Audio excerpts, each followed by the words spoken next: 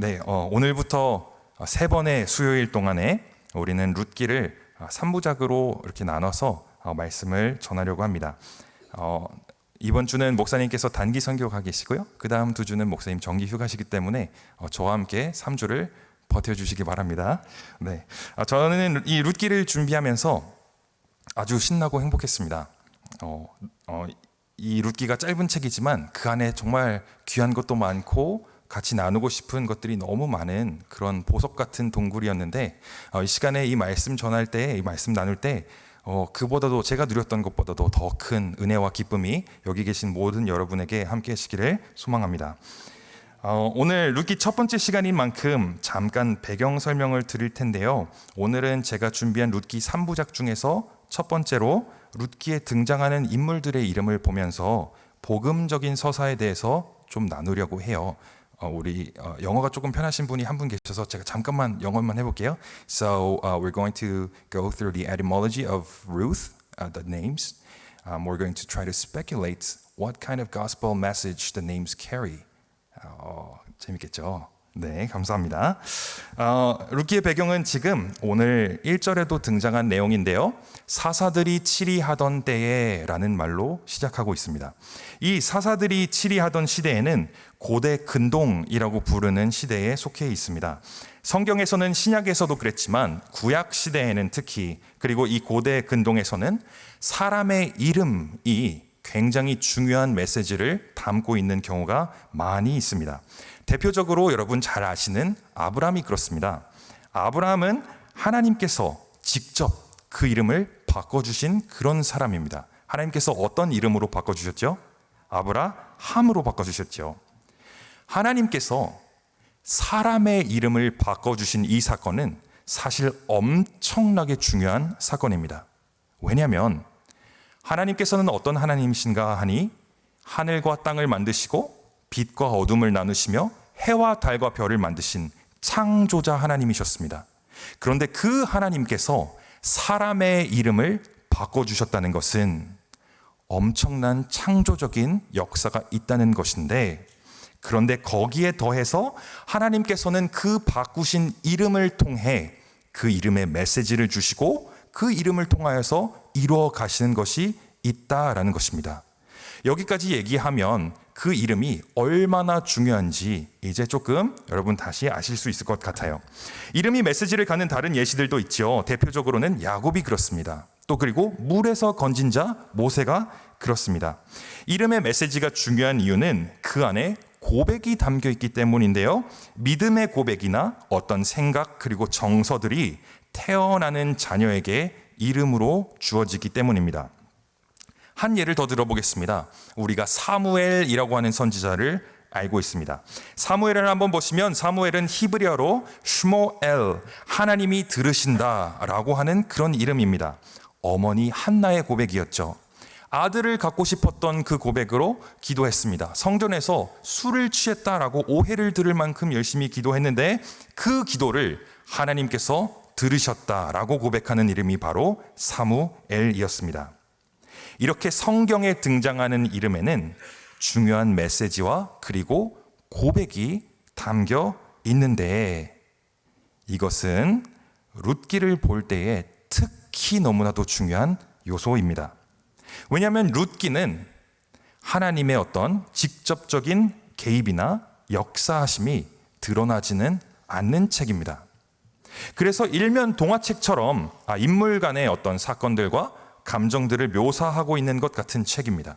그러다 보니까 아무래도 등장하는 인물들 간의 사건이 전개되는 것에 대해서 우리가 쉽게 집중하게 되는 것 같아요. 그러나 이 룻기라는 책에는 인물들의 이름이 매우 중요한데, 그 이유는 룻기가 아주 명확하게 의도적으로 등장하는 인물들의 이름을 부각시키고 있기 때문입니다. 그리고 그 이름들에는 분명한 고백과 메시지가 전달되고 있다는 것입니다. 그렇다면 이제 그 이름들을 하나씩 좀 살펴보겠습니다. 1장에 등장하는 이름들 중에서 어떤 메시지가 담겨 있고, 그리고 그 이름들을 가진 메시지와 또 고백이 어떻게 현실 속에서 일어나고 있는지를 눈여겨서 한번 살펴보셨으면 좋겠습니다.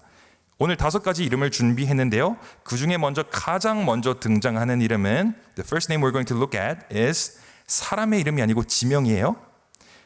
베들레헴이라는 이름입니다. 베들레헴은 베이트레헴, 떡집이라는 뜻입니다. 이 아주 작은 마을은요, 룻기라는 책의 전개에 있어서 너무나도 중요한 장소예요. 히브리 원어로 베이트레헴, 떡집인데요. 떡고을 또는 떡마을 정도 생각하시면 더 자연스러운 번역이지 않을까 하는 생각도 들어요.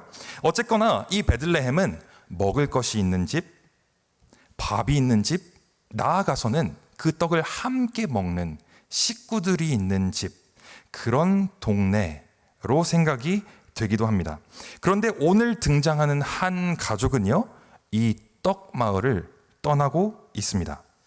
그 이유가 1장 1절에 등장하는데요.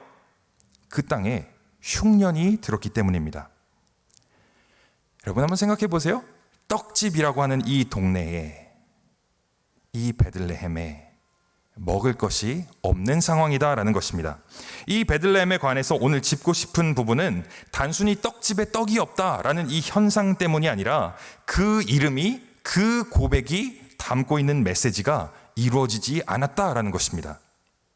두 번째로 오늘 등장하는 이름은요, 이 가족의 가장이자 남편이었던 엘리멜렉이라는 이름입니다. 엘리멜렉의 이름은 2가지 부분으로 나뉘어져 있습니다. 첫 번째는 에일리라는 단어인데요. 이것은 나의 하나님이라는 뜻입니다. 그리고 나서 멜렉이라는 단어가 있는데 이것은 왕이시다라는 뜻입니다. 합치면 엘리멜렉, 나의 하나님은 왕이시다라는 이름이에요. 이 이름이 얼마나 귀한 이름인지 여러분들이 잠깐 한번 생각해 봤으면 좋겠습니다. 하나님은 나의 왕이시다. 나의 하나님은 왕이시다. 라는 이 고백인데요. 여러분 지금 사사 시대라고 하는 것은요, 가나안 땅에 들어와서 모세를 통해서 이스라엘 백성을 구원하신 그 하나님에 대한 기억함과 경외함이 비교적 많이 남아있는 그런 시대입니다. 여호수아를 필두로 가나안 땅에 들어와서 여리고를 무너뜨리고 그리고 가나안 땅 곳곳을 쳐서 취했던 그런 시기입니다.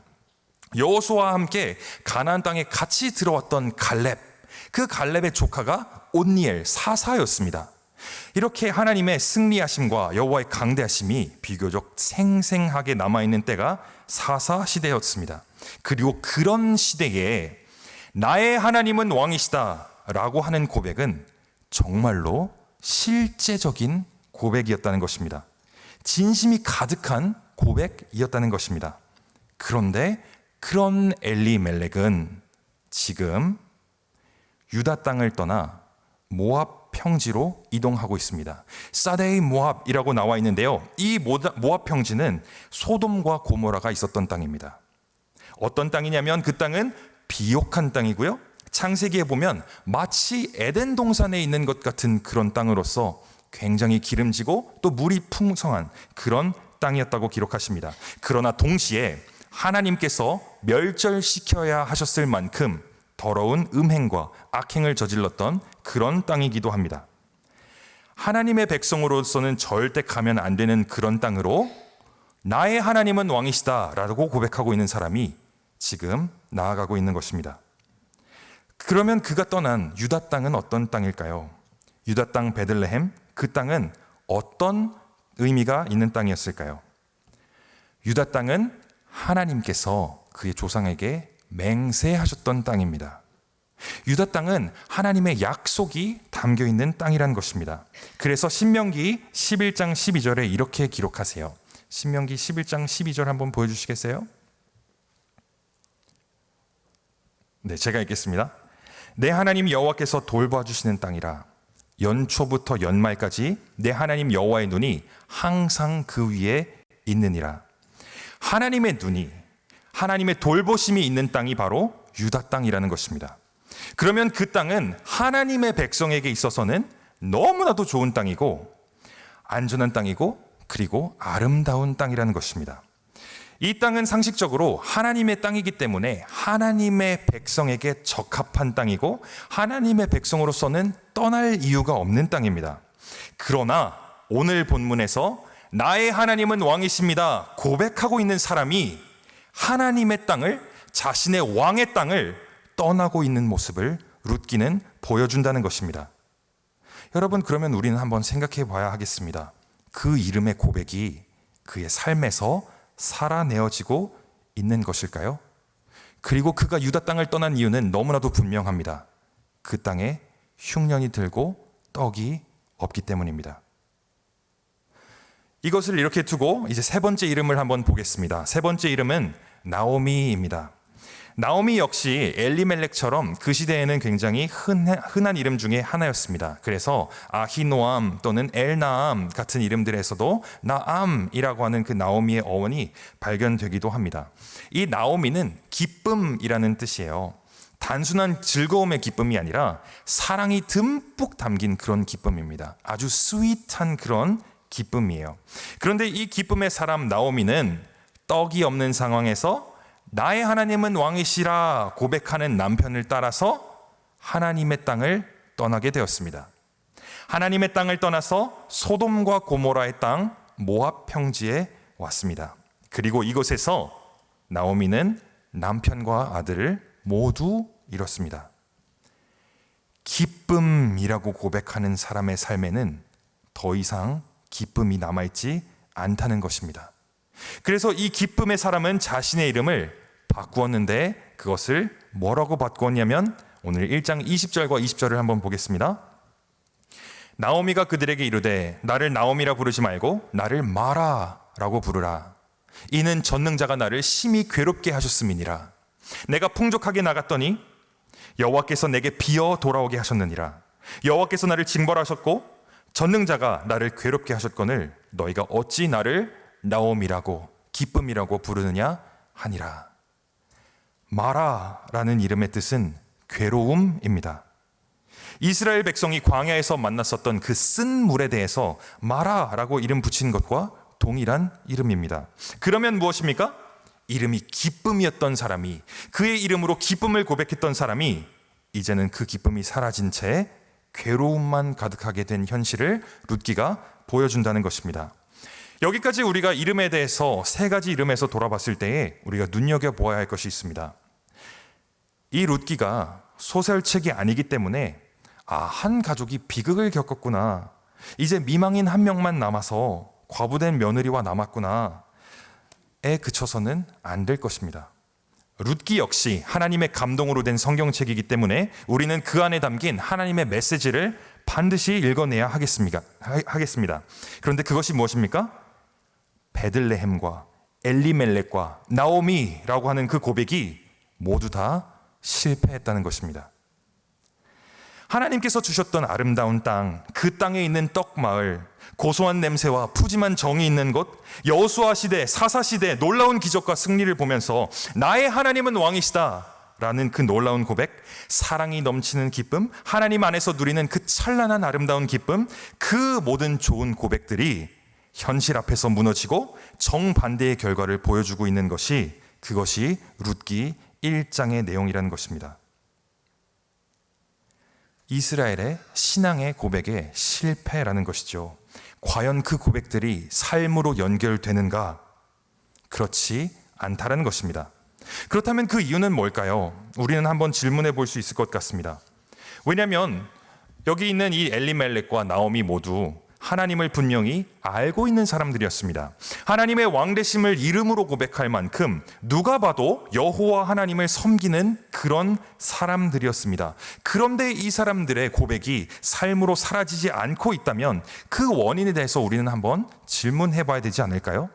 혹시 엘리멜렉이 애초에 그 땅을 떠났던 것이 문제가 되는 것일까요? 그렇다면 엘리멜렉이 그 땅을 왜 떠났는가를 생각해 봤을 때 떡집에 떡이 마르게 된 기근이 원인은 아닐까요? 떡집에 떡이 충만했다면 나의 하나님은 왕이시다 하는 고백이 여전히 그곳을 떠나지 않았을 테니까요. 죽지 않았을 테니까요. 떡집에 떡이 충만했다면 기쁨이라고 하는 사람도 여전히 찬란하게 기뻐했을 것이니까요. 결국 기근이 원이었다면 우리의 왕이신 하나님께서는 어째서 그 백성에게 떡을 그치시고 그 백성을 돌아보지 않으신 걸까요? 다시 한번 이때가 어떤 때인지 우리가 기억해 보면 좋겠습니다. 1장 1절의 고백입니다. 사사들이 치리하던 때에 그 땅에 흉년이 드니라. 이 사사들이 치리하던 때는 또 어떤 때였을까요? 제가 몇 구절 준비했는데요. 사사기 2장 11절부터 몇 구절 준비했습니다. 제가 한번 읽어보겠습니다.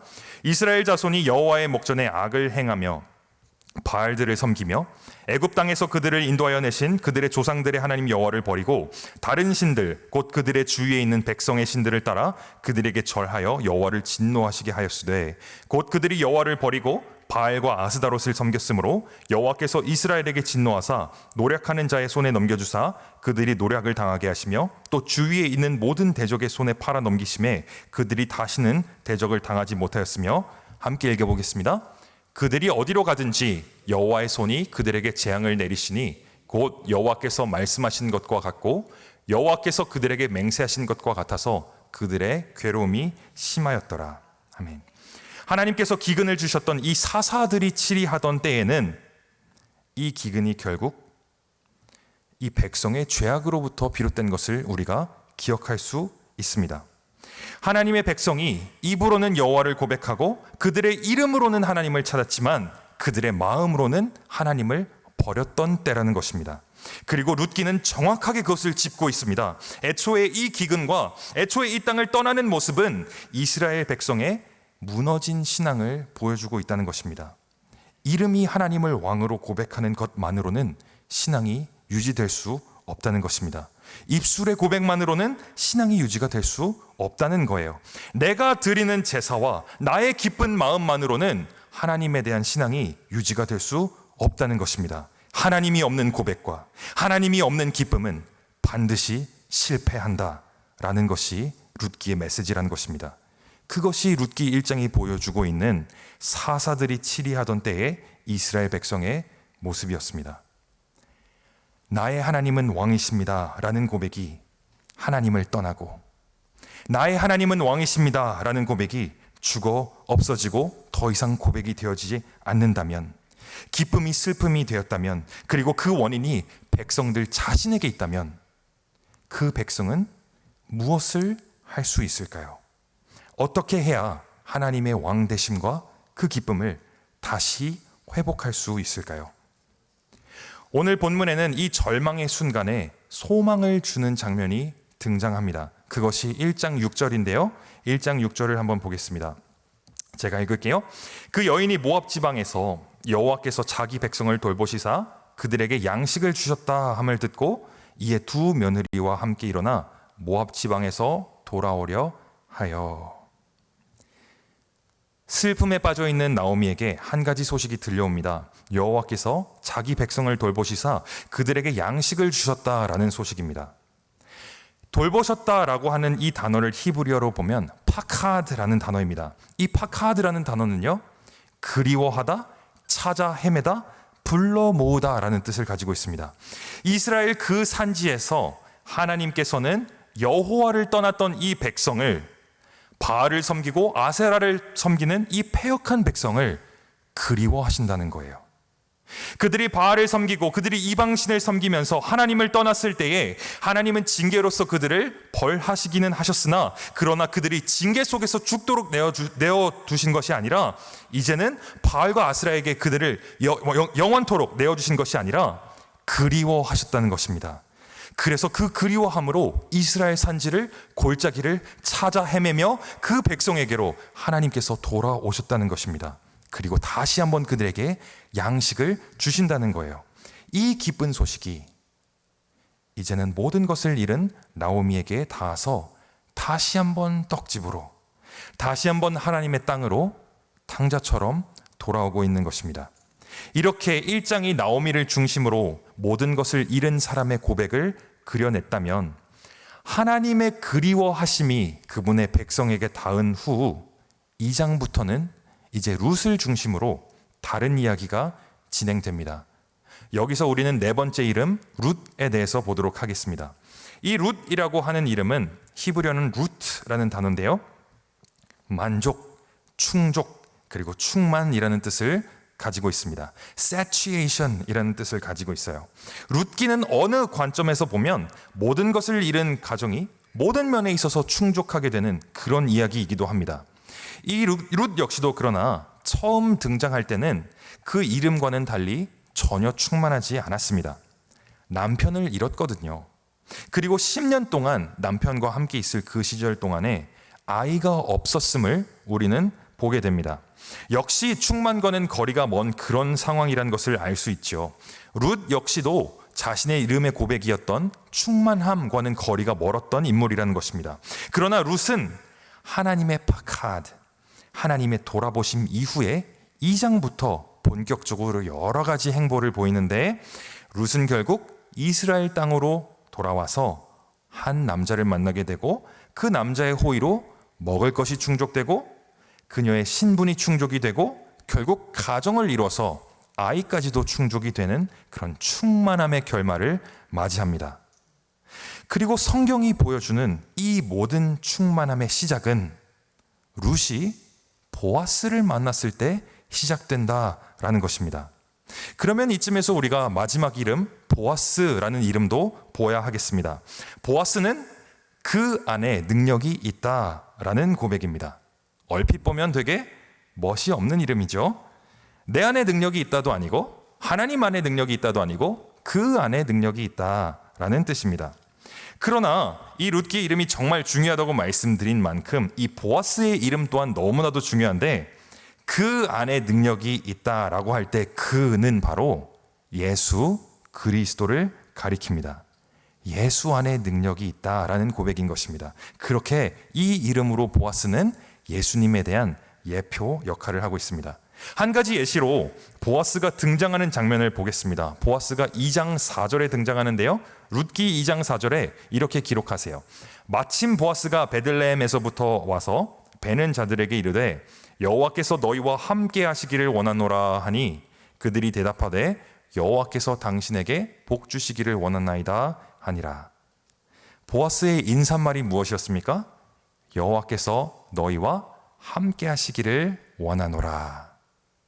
우리 예수님은 누구셨을까요? 우리 예수님의 이름의 뜻에 대해서 마태복음 1장 23절에 이렇게 말씀하세요. 보라, 처녀가 잉태하여 아들을 낳을 것이요 그 이름은 임마누엘이라 하리라 하셨으니 이를 번역한즉 하나님이 우리와 함께 계시다 함이라.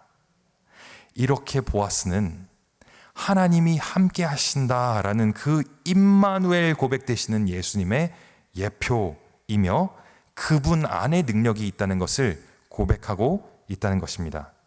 그리고 이 보아스를 통해서 룻기가 전하고 있는 메시지는 내 자신의 고백, 내 이름의 고백이 아니라 예수를 만날 때에 비로소 충만이 가능하다라는 것입니다.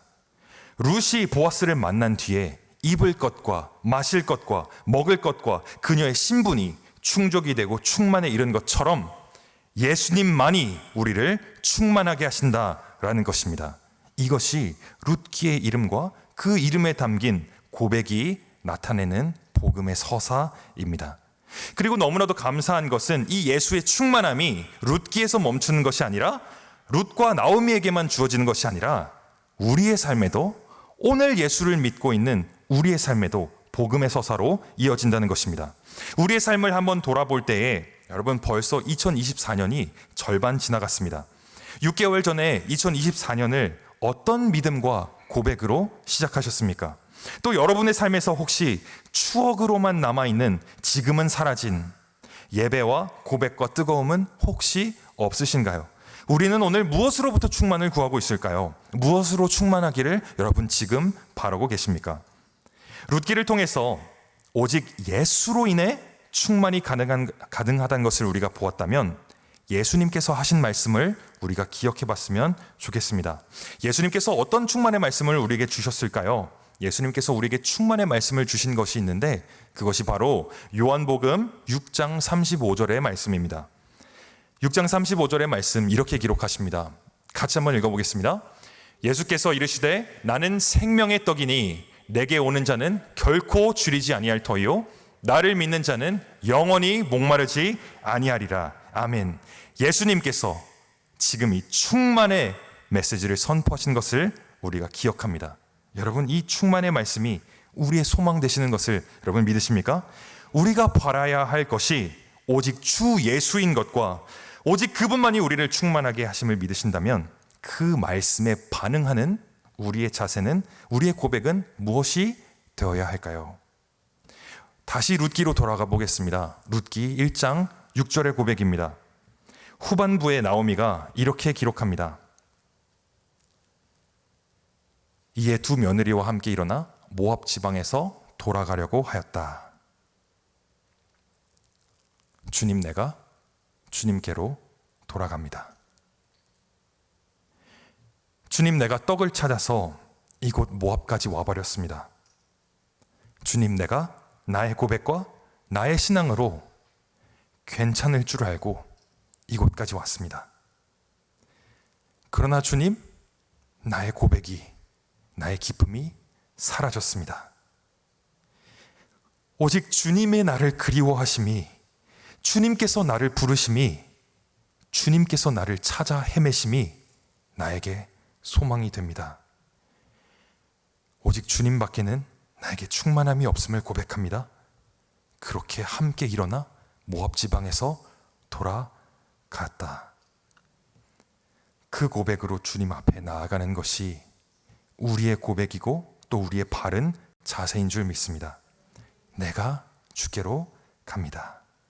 그때 우리 주님께서는 따라 내 믿음이 너를 구하였다 말씀해 주실 것입니다. 그때 주님께서는 우리를 향해서 내 아들이 살아 돌아왔구나, 목을 어긋나서 껴안으시고 좋은 옷을 입히시고 반지를 끼워주실 것입니다.